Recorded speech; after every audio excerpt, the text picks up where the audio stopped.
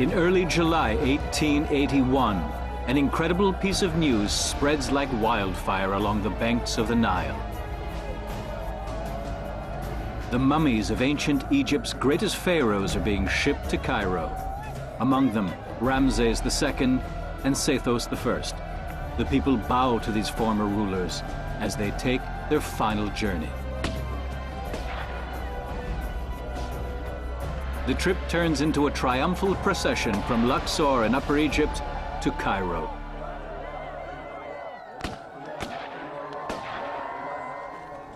After 10 days, the procession led by German archaeologist Emil Brugsch reaches the capital. It is the final chapter of an archaeological adventure that began with a veritable tomb raid several decades ago, and then became a search for the beginnings of ancient Egypt.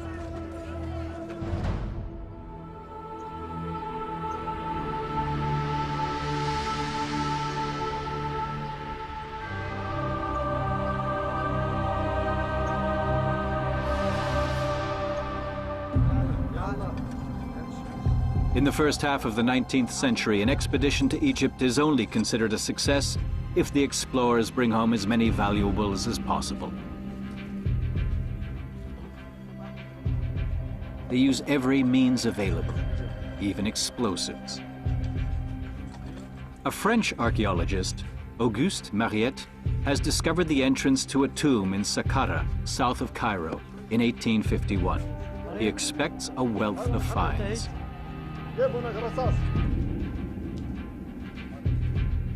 For a whole year, Mariette has tried to locate the tomb's entrance. Now, finally, the moment has arrived, and his efforts are to be rewarded. Meanwhile, the tender plant of a new scientific approach to archaeology is budding in Europe. Almost every evening, 15-year-old Heinrich Brugsch sits in the Egyptian gallery at the Royal Art Collections of Berlin, studying the mysterious hieroglyphic slabs. These inscriptions in Demotic, a cursive form of hieroglyphs, have only recently been acquired by the museum. Although Brugsch has to look after his younger brother Emil, he tirelessly copies the hieroglyphs into his notebook, page after page. The inscriptions and pictures cannot yet provide an answer to the question that fascinates everyone interested in ancient Egypt. When was the empire of the Pharaohs founded, and by whom? Would this schoolboy's knowledge of Demotic someday help to answer these questions? Years later, without ever having been to Egypt, young Brugsch is regarded as Europe's leading expert on hieroglyphs. Fieldwork, however, is still the realm of the treasure hunters. Mariette's methods are crude, but efficient. Conservation is not too high on his agenda. Egypt seems full of ancient relics. Losing an artifact or two doesn't really matter.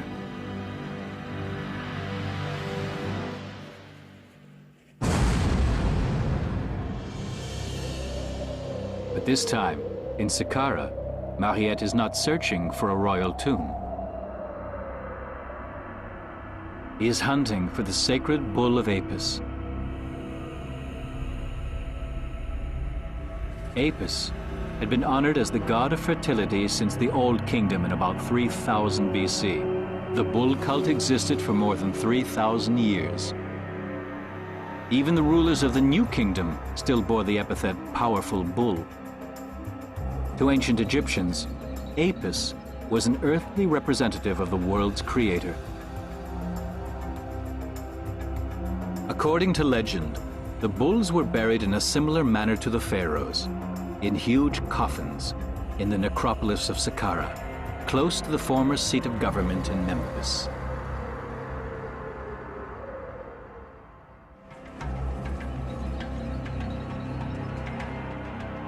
When they find the first coffin, it's obvious someone has been there before them.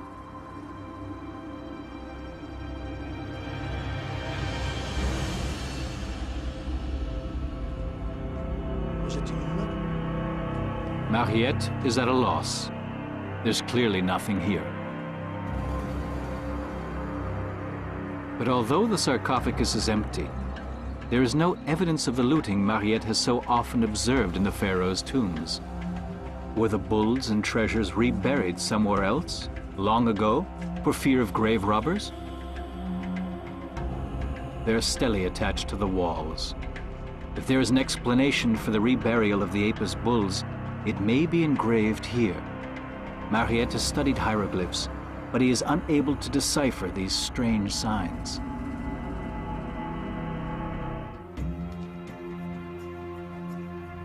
At least no one can deny him the scientific achievement of having rediscovered the bulls' tombs.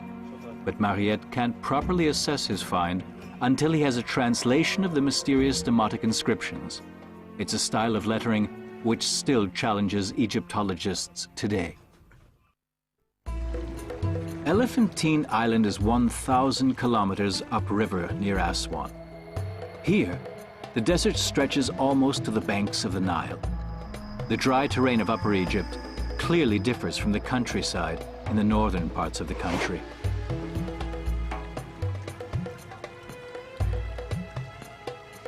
Agriculture is a tough business here, since the fertile strip of land is so narrow. But the region around today's Aswan is of mythological significance. For the ancient Egyptians, it was the source of their country's lifeline. They called the island Abu, the elephant, perhaps because the rounded rocks reminded them of the bodies of the gray giants. But Elephantine's layers of settlements, dating back thousands of years and painstakingly excavated over the past 4 decades, have kept their secrets.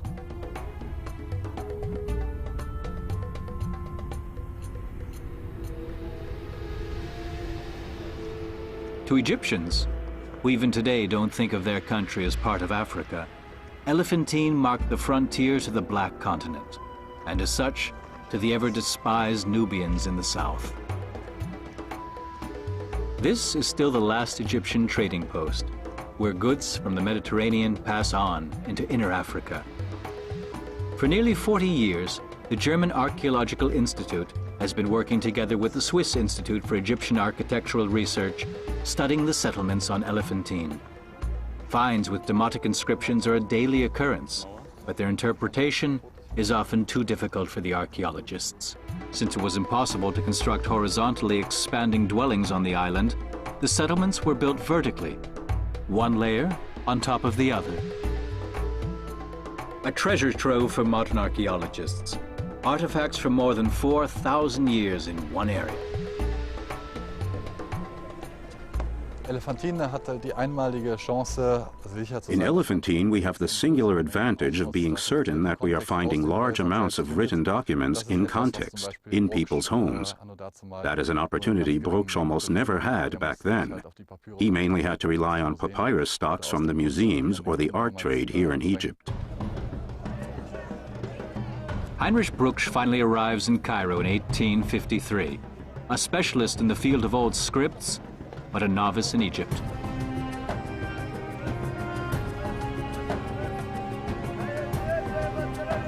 The King of Prussia, Frederick William IV, has given Brugsch letters of recommendation, but unfortunately, his financial support only amounts to 1,500 thalers, a modest endowment, especially considering that the price of Egyptian antiques has enormously increased. The growing European interest has not escaped the shrewd Arab traders. Immediately after Napoleon's Egyptian expedition in 1801, the Bavarian and Prussian kings started buying nearly everything that came out of the historical sites, even the inscriptions on ancient papyri, which no one could read at the beginning of the 19th century. For Brugsch, those papyri represent the only possibility of furthering his Demotic studies.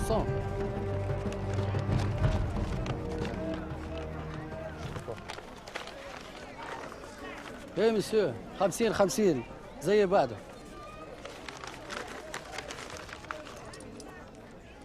شكرا. Merci.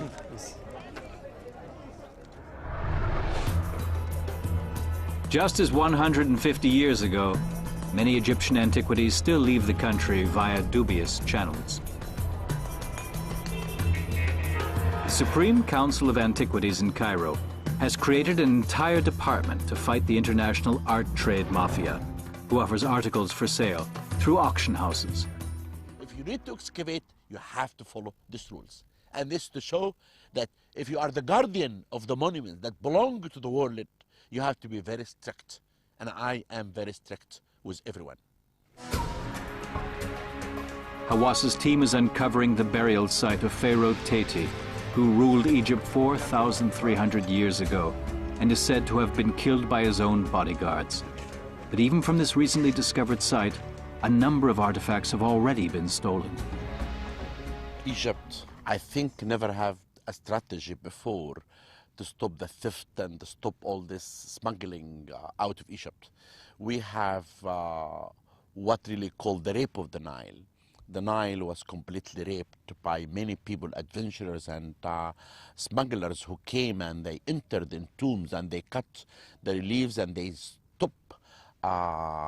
they even entered inside the storage magazines and they take statues. Saqqara is an example of that. Over like maybe 5 store magazines, they dug underneath and they took many artifacts, and we heard about this great theft that some English people and Egyptians together and Americans, they took and they smuggled many monuments from this place.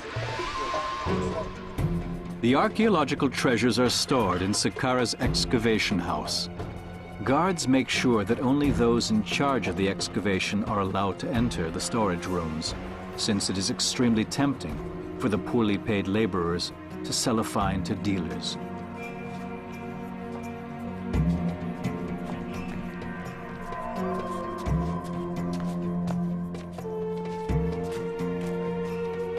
Tightened security measures and stricter regulations are making it more difficult for black market traders to get their hands on ancient finds.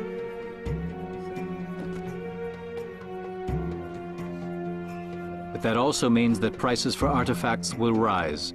Supply and demand is the name of the game on the antiques black market, too. The highest prices are paid for gilded statues or intact coffins, like this coffin of a high-ranking government official who was buried in Saqqara in the year 100 BC.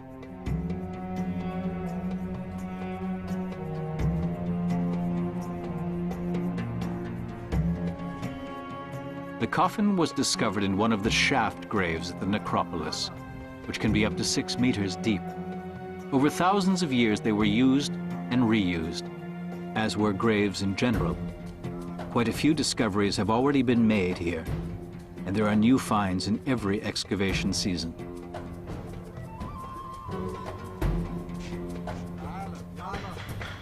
The Secretary General of the Antiquities Council is certain that Saqqara has even more to reveal. And this time, Egyptian archaeologists want to be in charge. Saqqara was a place that many foreigners excavated here. Mariette, the German, the Japanese, and I really wanted to have an expedition by our name as Egyptian to compete with all of these people. And I was succeeded really in hiring young Egyptian. Since I don't have time now, I come sometimes to the work, but the young people here are doing a very impressive work, and the discoveries that we made are really known everywhere now. Egypt is reclaiming its historical roots, but the groundwork was laid 150 years ago. After several months, Mariette has to accept that he needs the help of others to interpret the inscriptions in the Serapeum. He asks Heinrich Brugsch, even though Brugsch has never taken part in a single dig. The Frenchman hardly leaves Brugsch time to unpack. He puts him to work right away. Although Mariette prefers wielding a spade to studying texts, he has heard a lot about Brugsch. The new arrival is anxious to put his knowledge of Demotic script to the test. He immediately realizes that the signs in the Serapeum tell a completely different story from anything he has translated up until then. They do mention the Apis bulls, But instead of finding evidence of the location of the burial objects, Brugsch discovers something else, something much more important. The first clue to the chronology of the Pharaoh's empire. Because every bull is assigned to a specific pharaoh. By determining the bull's dates of birth and death, Brugsch is able to reconstruct the reign of each individual ruler and establish a line of ancestry that has evaded every scholar before him.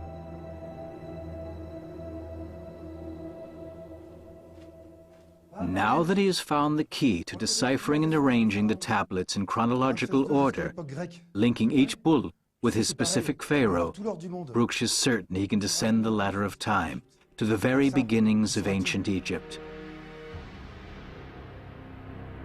Mariette at once understands the significance of this discovery. It is the first indisputable basis for the history and chronology of the Egyptian Empire. Like many scholars, Mariette too had wondered which king had founded this amazing empire. And when the cornerstone was laid for a kingdom that outshone all its rivals. In 1883, the estimates of scholars differed by thousands of years, and there was a good reason for that. Like the chronologies of most ancient peoples, the Egyptians didn't have a single fixed point from which to record time.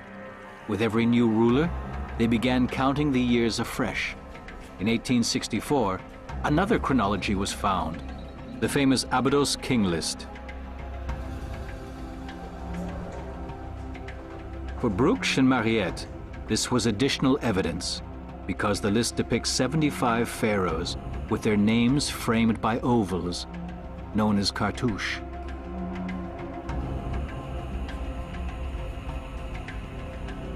The earliest cartouche names Pharaoh Menes, who ruled in 2955 BC. But was Menes actually the first pharaoh? Modern scholars are only gradually approaching the beginnings of ancient Egypt.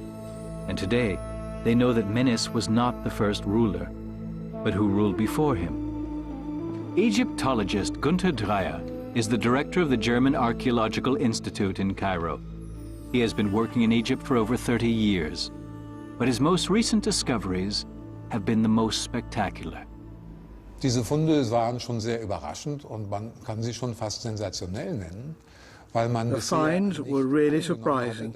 You could almost say sensational, because we never expected we would find written documents and sources that could tell us something about that period. In that sense, there's a lot of good news.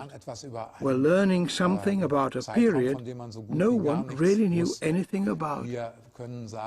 We can now say written scripts existed much earlier than we had suspected, and that expands our historical horizon.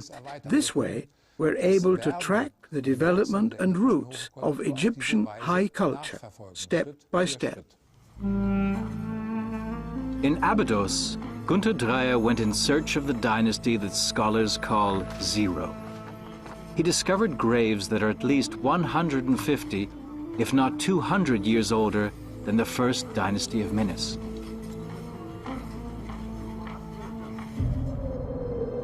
A hooked staff made of ivory was found, over 5,000 years old, and resembling a king's scepter. Perhaps it belonged to the first ruler of Dynasty Zero. On one of the vessels that were found, the sign of a scorpion is clearly visible. And this is what we call the first ruler, King Scorpion. Abydos is a milestone for Egyptology in its search for the roots of Egypt's high culture. Thanks to these discoveries, we can retrace the historical development about 200 years further back into the past.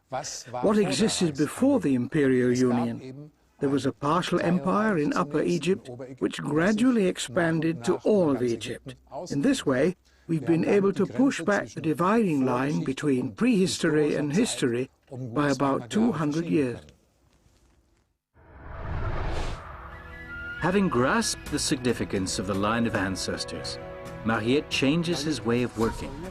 The crude excavator turns into a serious archaeologist, and Heinrich Brugsch is promoted to be his closest confidant. After years of digging, Mariette has collected enough artifacts to fill a museum.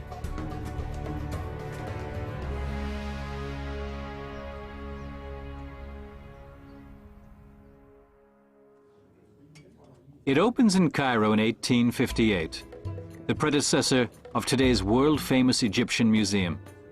Mariette is on good terms with the Egyptian ruler, Khedive Mohammed Said. For the Khedive, antiquities are good PR for his country.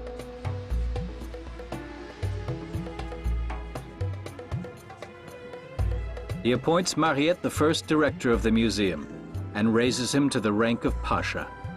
Thus ennobled, Mariette Pasha founds Egypt's first Council of Antiquities. In a separate gallery, Mariette reserves a place of honor for the greatest of all pharaohs, Ramses II.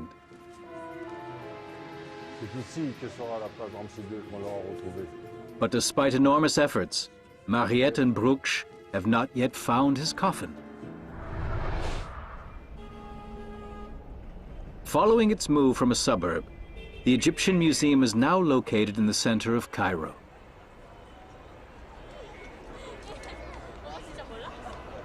Thousands of artifacts were lost during a flood in the old museum. So Mariette persuaded the Khedive to build impressive new galleries to house the exhibition safely forever.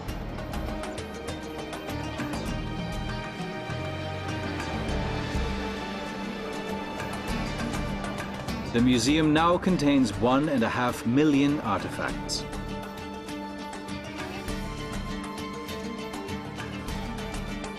It is the world's largest collection of ancient Egyptian art, with works from many different eras of Egypt's 5,000-year history.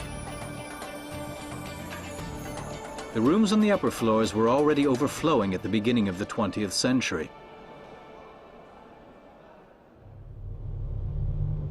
Newly delivered pieces had to be stored in the basement, often aimlessly and without any notes about the place they were found. Every semblance of order was lost. For a long time, nobody knew what exactly was locked away in the 3,000 square meters of vaults. Until a woman took over as director of the museum in 2004. Wafa El-Sadiq instructed her staff to make a thorough inventory. I'm sure we will fill some of the gaps in the ancient Egyptian history, because all the finds we have here are from archaeologists who discovered many places in Egypt over 140 years, and you can imagine what we have here in this basement and what's still to be discovered here. Whenever new artifacts are discovered, the museum's own conservation lab moves into action. 6 archaeologists have spent months combing through these underground treasure chambers. Every new coffin could be a king's. Many objects thought to be lost have been rediscovered in the museum's own basement. The director estimates that her staff will need another 2 years to put together a complete inventory. 6,000 coffins and 2,000 pots have been identified so far.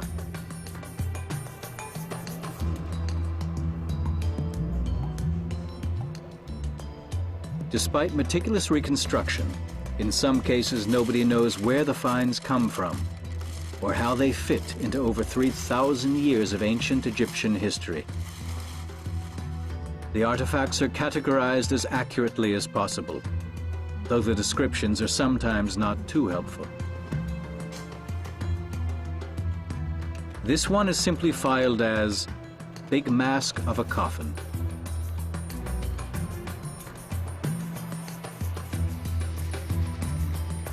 Some of the finds that were delivered here will never be found, because 150 years ago, the basement of the museum was a place for shady dealings.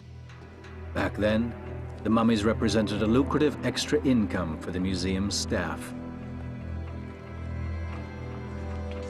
Emil, Heinrich's brother, is the new conservator, and he starts doing profitable deals, selling mummies.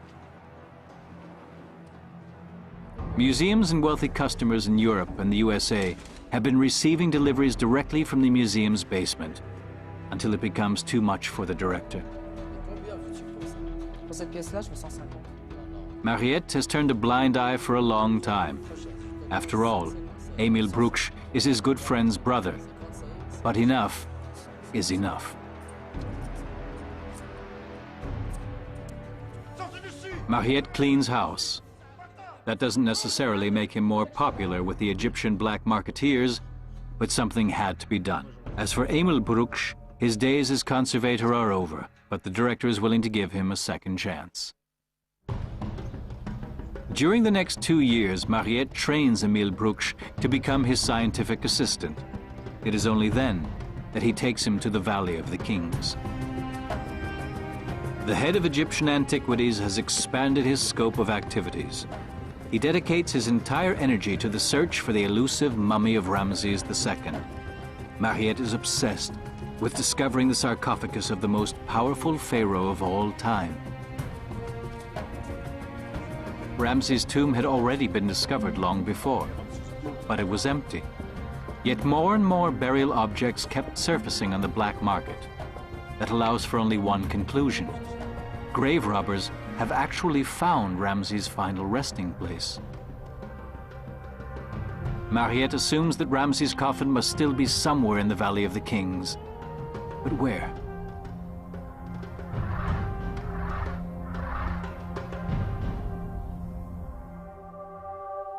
Mariette cannot know that the priests of the god king took their pharaoh out of the Valley of the Kings thousands of years before.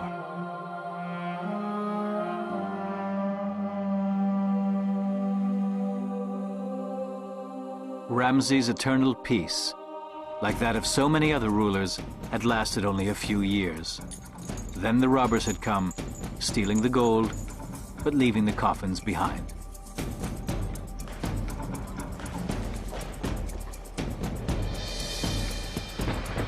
In order to save them for posterity, the loyal priests, around 1000 BC, hid the mummies. The pharaohs left the sacred Valley of the Kings.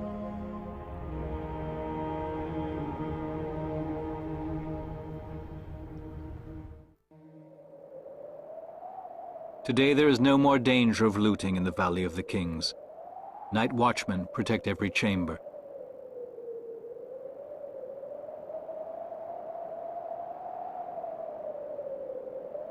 But now, the world's most famous tombs face a new threat. The scientists of the Theban Mapping Project were the first to notice. The humidity and temperatures in the burial chambers have dramatically changed in the past few years because of the tourists for whom the gates are opened at dawn.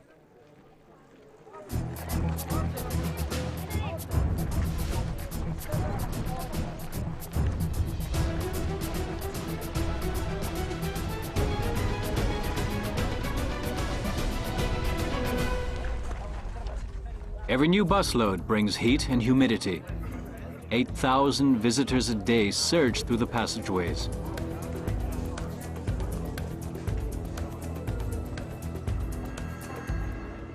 Archaeologist Kent Weeks founded the Theban Mapping Project to save the tombs. He has discovered a tomb with 120 chambers in the Valley of the Kings. Now he's committed to the preservation of this impressive necropolis. Every morning and every evening, his team measures the humidity.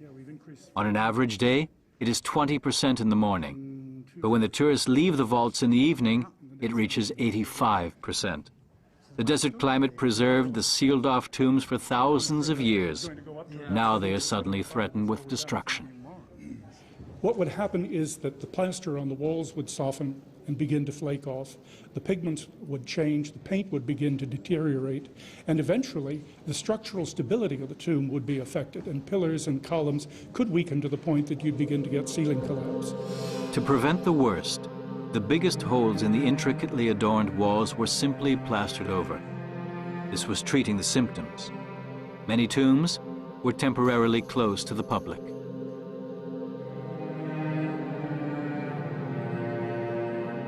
But it isn't only the changing humidity that adversely affects the tombs. We have people really very careful about the monuments, and they never touch or taking photos. But some of them, they are careless. I mean, they're trying to touch or to feel the figures, or trying to to taste the color if it's new or it's come in his finger, and so on. Kent Weeks and his team want to work on the causes. Weeks has established a rotation system that determines when chambers are open to the public. 57 is also going to be one of the few tombs that are closed. At the same time, he is preparing for the day when none of the tombs may be accessible anymore. He is working on a virtual tour of the Valley of the Kings. He wants to make it accessible to everyone on the internet, with interactive tours of the tombs.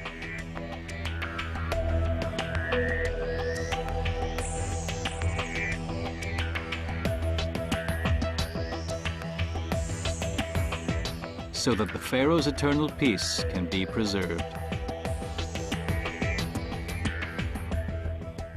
I don't think an ancient pharaoh for a moment thought that there would be 8,000 people visiting his tomb every day for an eternity. The tomb was not designed to be visited by any except the spirit of the pharaoh and of the gods with whom he was to be associated. It was meant to be a sealed environment and left untouched. We are intruders in this environment, and obviously no one ever planned for this. No one ever thought the tourists would come in such numbers. Kent Weeks' office is a boat. Within sight of the ancient temples, he is developing a master plan on behalf of the Egyptian Council of Antiquities. He's trying to determine the critical number of tourists which the Valley of the Kings can tolerate before it suffers further damage. Weeks has become a consultant. Excavation plans have grown into business plans. Any archaeologist, whether he's working in Mexico or Guatemala or Paris or Istanbul or wherever, has to raise funds for his project. And it becomes increasingly difficult to do so because of increasing demands. Archaeology is very labor intensive, it's very expensive, increasingly so as new techniques and new technology are developed. I think probably an archaeologist spends almost as much time fundraising today as he does actually working in the field.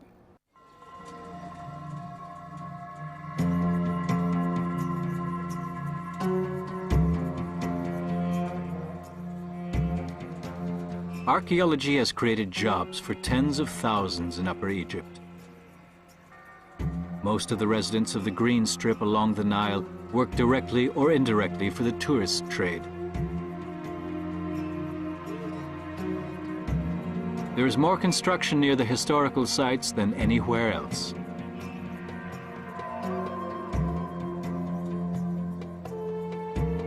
Archaeology prepared the ground for the stampede of visitors.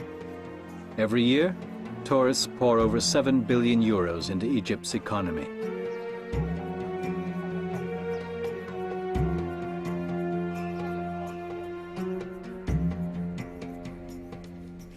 The government understandably does everything it can to encourage the cult of Egypt's ancestors.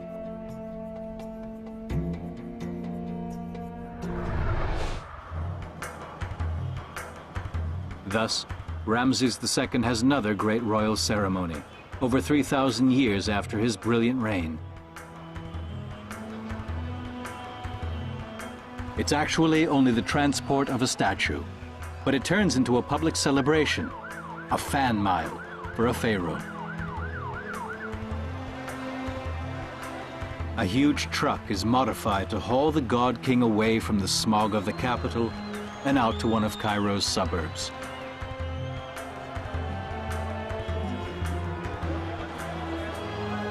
Ramses still captivates the masses, just as he did 150 years ago. Mariette spent 30 years digging and exploring in Egypt. In his final years, he is obsessed with finding Ramses' mummy. He has defied the extreme climate, gangs of thieves, and physical assaults. But he is powerless. against diabetes.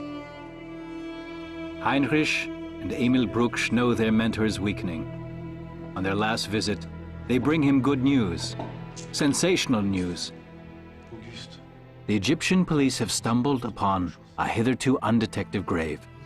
It's believed to be near Luxor, outside the Valley of the Kings. And everything the brothers have heard so far points to a royal tomb. Mariette is too weak to go there himself. Heinrich Brugsch has to return to Berlin, so it is left to his brother Emil to take care of the new find. Finish what I am no longer able to do, Mariette tells Emil. Do it for me. Find Ramses.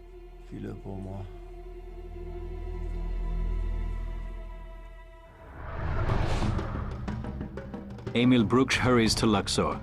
There's no time to lose. Word about newly discovered royal tombs travels fast. Have the police really hit the jackpot?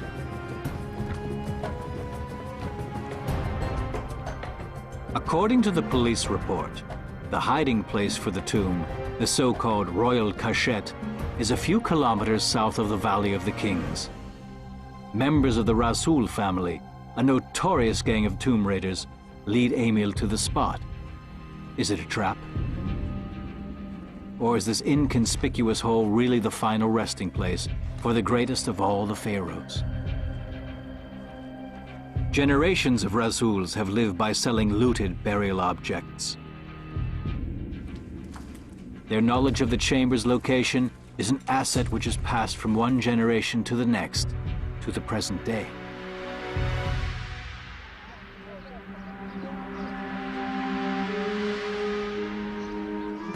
The descendants of the Rasuls still live in Kurna, the legendary village of tomb raiders.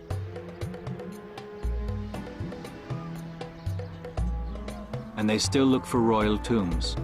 But today, they do it officially, in association with the German Archaeological Institute in Dra Abu El Naga, a necropolis just a few kilometers away from the Valley of the Kings.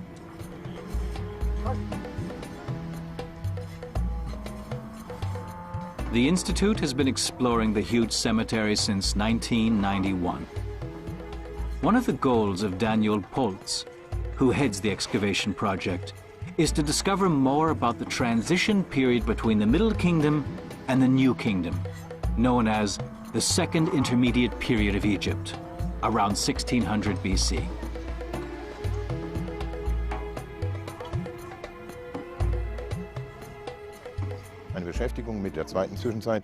By studying the Second Intermediate, we are dealing with the era that led to the high point of ancient Egypt's prosperity, the New Kingdom.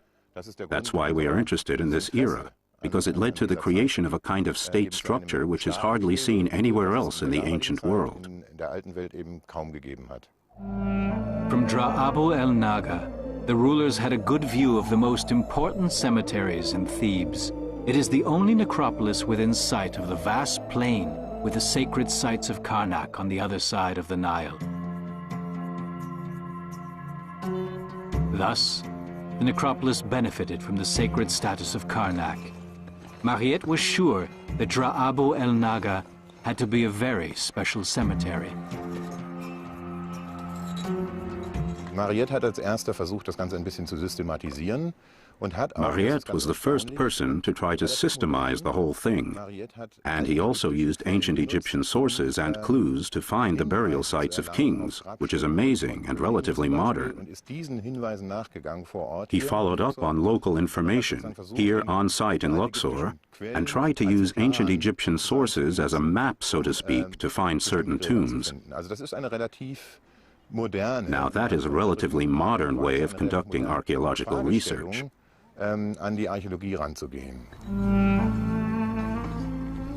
Poltz is following in the footsteps of Mariette, who searched for royal tombs here as early as 1870, without results. Then, as now, archaeologists' appetites are whetted by a find which has been exhibited in the British Museum since 1830. The gilded coffin of Pharaoh Nuptcheperre, a ruler of the Second Intermediate, from Dra Abu El Naga. But information about the burial chamber's whereabouts was not passed on, so Poltz started to look for clues that had already guided Mariette. Ausgangspunkt für Mariette war ein Mariette's Papyrus. point of departure was a papyrus also stored at the British Museum. It described fairly precisely where the king's tomb group was located. The Abbott Papyrus is the antique report of a commission which investigated damages to the royal tombs in 1115 BC. In that report, it says that the tombs are located very close to a pyramid. Pultz identified this place as the location where the specified pyramid once stood. He also discovered that there are deep shafts underneath the pyramid. The underground shafts go down as far as 10 meters, but the shafts that have been investigated harbor no royal tombs. The empty, plundered coffin the archaeologists found belongs to a group of private tombs for a senior official in the administration. The search for the pharaohs buried in Dra Abu el Naga goes on.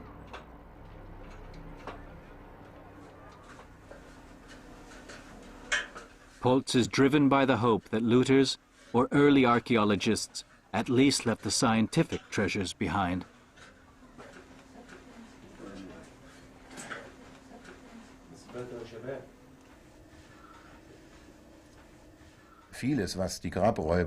Many of the things that don't interest tomb raiders are interesting to us, and vice versa. We are less interested in finding pieces of jewelry or gold or any kind of precious metal. We are out to find meaningful remains of funeral furnishings.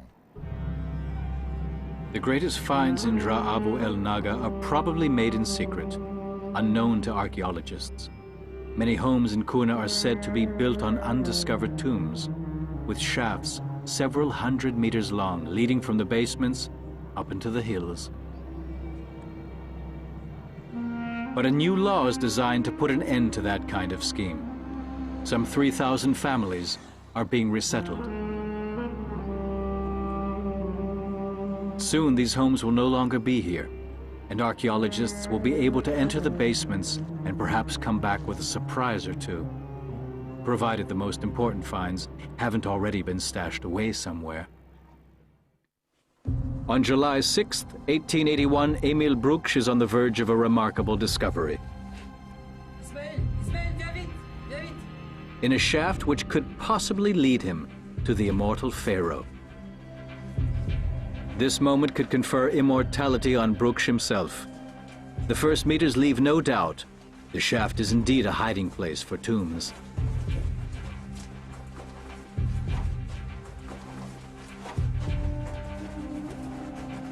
Coffins are lying crisscross in a cave-like room. Burial objects are strewn everywhere.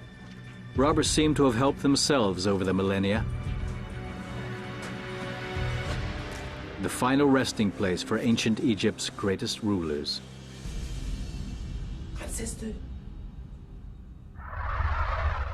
Emil Brugsch finds 36 coffins in the royal cachette, including those of Thutmose III, Sethos I, and Ramses II. In his notes, he shows he is aware of the significance of his success. I am proud that I, as a German, have had the good fortune to accompany the ancient pharaohs to Cairo, where they will be given a place of honor at the museum there. This sacred river has rarely carried a more noble cargo. On July 14, 1881, Emil Brugsch sails down the Nile with his precious find. For fear of thieves, Brugsch has insisted the matter be dealt with in an absolutely confidential manner. But word gets around the entire country that the great pharaohs are on their way to the capital.